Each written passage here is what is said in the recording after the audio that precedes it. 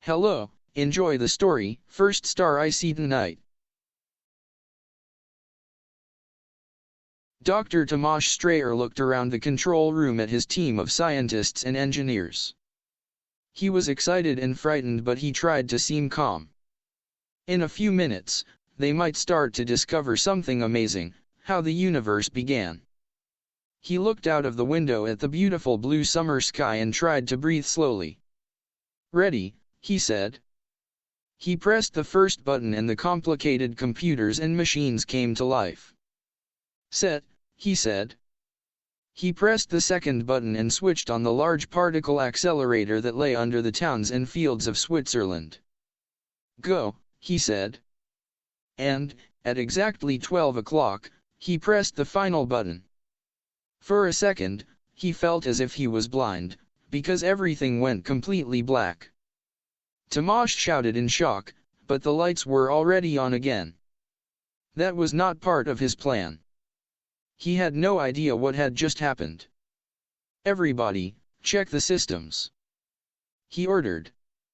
But nothing seemed to be wrong with them. The particle accelerator was working perfectly. "Tomasz," said his assistant. "Look outside." She sounded afraid. The perfect summer's day of 5 minutes ago had gone. Instead, the sky was darker than the blackest night. But that wasn't the worst thing. The sun wasn't there, and the moon and stars were also gone. People were shouting and screaming. They started calling their families on the telephone because they were afraid they had all gone too. Tomasz felt as if it was hard to breathe, but he counted to 10 and tried to breathe slowly. He sat at the main computer and started reading the information and numbers from his experiment. But he couldn't find anything to explain what was happening. He ran out of the exit with the rest of his team until they were all outside the building. Everyone else in the building was outside, frightened and confused. They were using the screens and lights on their mobile phones to see better. Several people got in their cars and turned on the lights. They drove to the entrance to make a small area of light for everybody to stand together.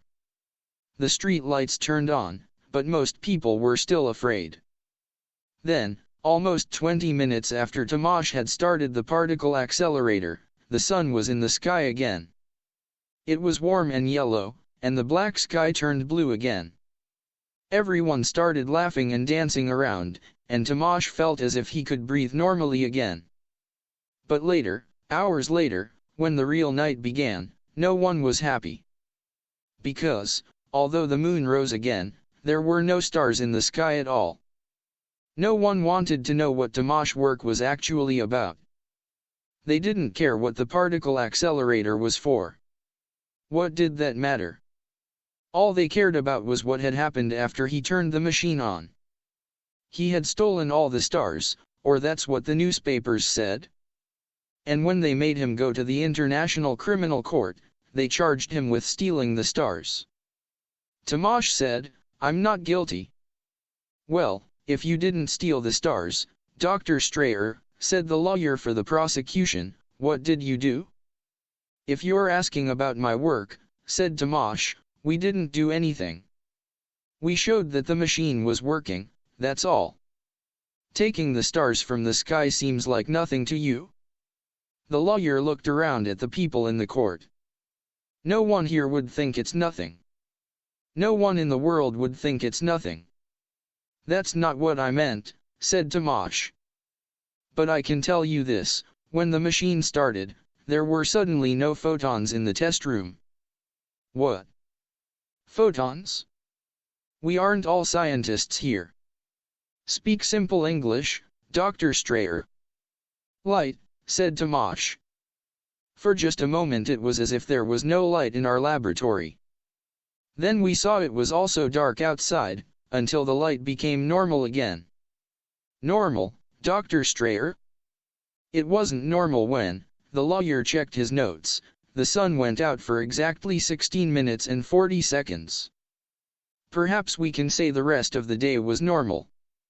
But the night hasn't been normal ever since, has it?" Tomasz looked sad. "I know. But you must believe me. I didn't do anything that could have taken the stars from the sky. So are you saying you didn't steal the stars from us? Said the lawyer. No, I didn't steal them, Tamash said. You just made it so that we can't see them anymore. After a long pause, Tamash spoke. Yes, he said. How is that any different? The lawyer asked. Tamash didn't have an answer, not one anyone would understand anyway. And if they understood it, they wouldn't believe him. He had an idea, but it would take years to prove it. Instead, he changed his mind and said, I'm guilty. Now the world could blame someone for what it had lost. But there was no point sending Tamash to prison for years. It wouldn't change anything. Instead, they designed a punishment especially for him. They sent Tamash to work at the extremely large telescope in Paranal in Chile. Nobody used the telescope now. No tourists came to these high mountains to see the edges of our galaxy. No scientists asked for money to study the empty sky. All that passed through the night sky was the lonely moon and a few planets. Looking up made people feel bad. Tamash thought it was fair that they punished him. And the job was almost the same as prison because he was completely alone. After a few years, the world forgot about him. Or, at least, everyone decided to leave him alone. Every evening he watched the sun go down. The red ball was gone exactly 8 minutes and 20 seconds after it actually went behind the Earth. Tamash was almost happy to know that the laws of physics remained the same. Light still traveled at the same speed as it had always traveled. He hoped it meant he hadn't changed the universe that much. We know there is a speed light travels at, he thought, so perhaps the dark travels at the same speed. Of course, there was no way to prove his idea.